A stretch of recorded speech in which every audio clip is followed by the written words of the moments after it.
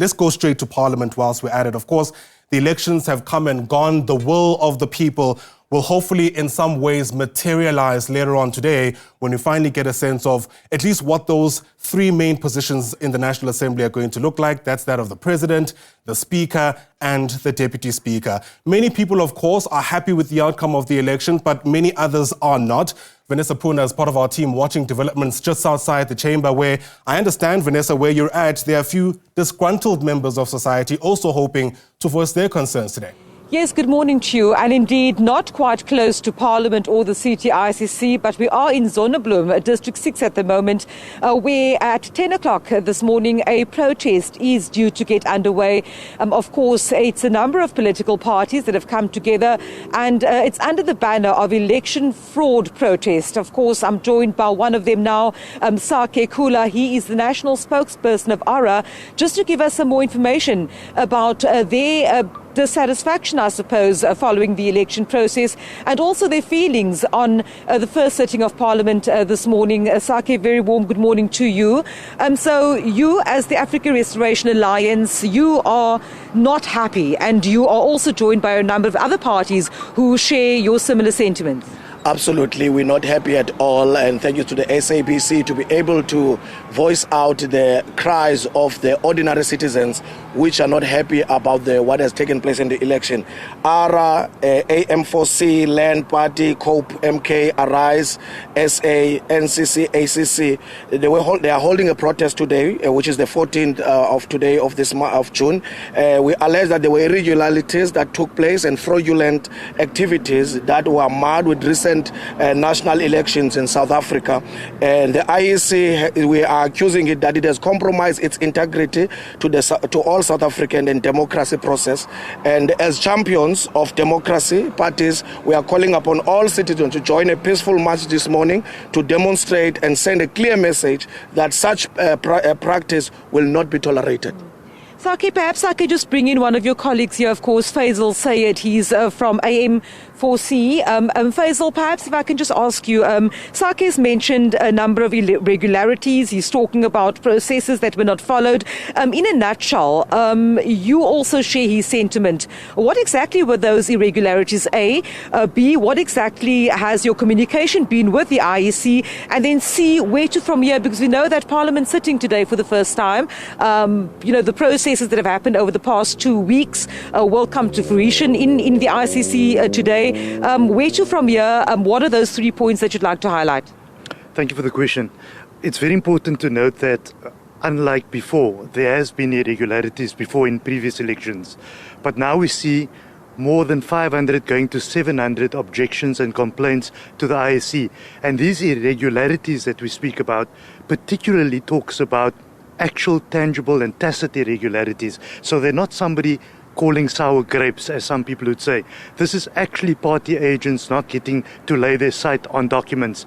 This is going to the actual VD locator on the IEC website, having a look where families are giving all parties affidavits to say, but we walked in a particular place in District 6, for example, and it says absolutely zero under your party name. So these are real irregularities.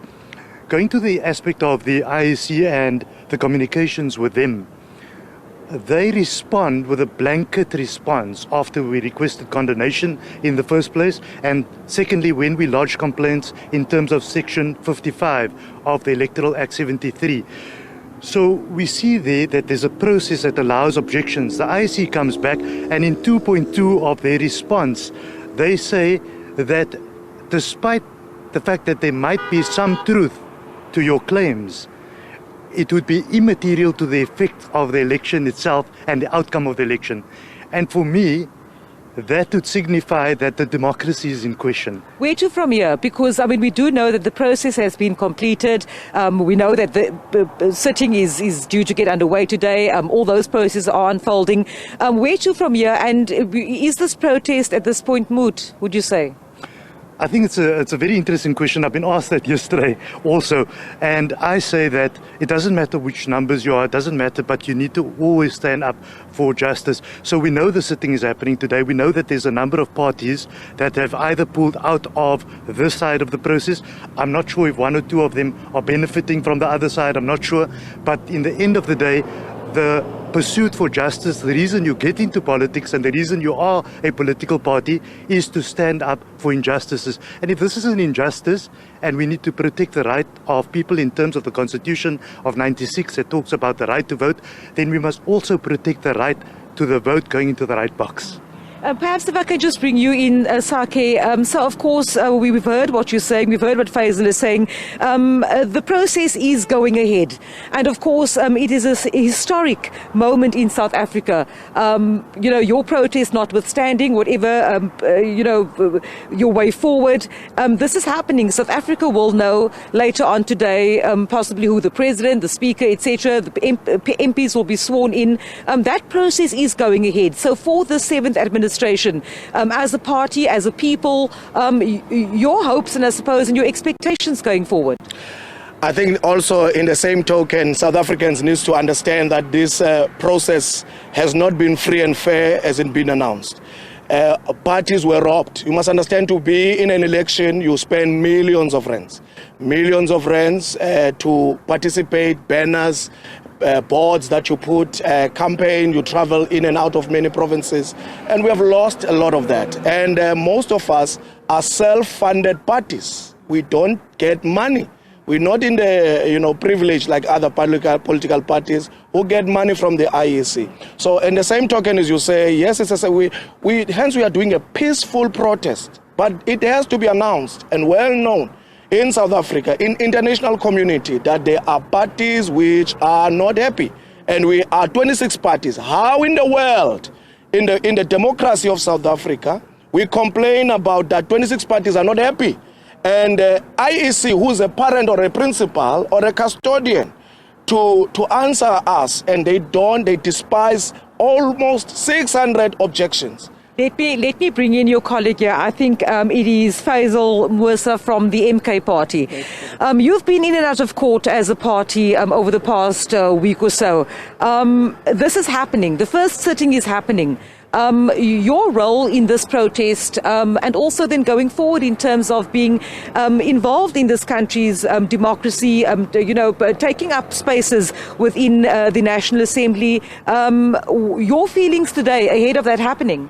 Well, we are actually disgusted. I mean, people died for this freedom, for this democracy that we're trying to practice, And saying that it's immaterial, a few votes is immaterial. Every vote counts. And I think that is the disdain with which they treat our people. It's not just about ticking of boxes. It's about the real democracy that we want to see unfold. And unfortunately, the IEC had a 30-year good reputation. And in this year, 2024, it just ruined that reputation. So where to from here for you as a collective group of political parties with the processes fully underway? So we've tried. I mean, we went to the Constitutional Court yesterday. We lost that battle. We will continue trying to find within the confines of the law to find a solution. We do regard today's sitting as illegitimate. It's illegal. It wasn't constituted properly, considering the law, the electoral act that's in place that the IEC didn't follow. Faisal, thank you so much for speaking to me. Of course, there are just a few of the disgruntled political parties sharing their views on the election outcomes and also charting a way forward following those elections and the processes in Parliament in the ICC today.